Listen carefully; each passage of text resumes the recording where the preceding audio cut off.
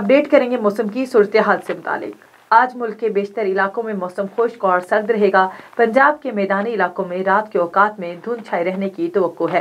ताहम गिलगित बल्तिस्तान, कश्मीर और इससे मुल्हिका पहाड़ी इलाकों में हल्की बारिश और पहाड़ों पर हल्की बर्फबारी का इम्कान है। गुज़श्ता 24 घंटों के दौरान मुल्क के बेशतर इलाकों में मौसम सर्द और खुश्क रहा।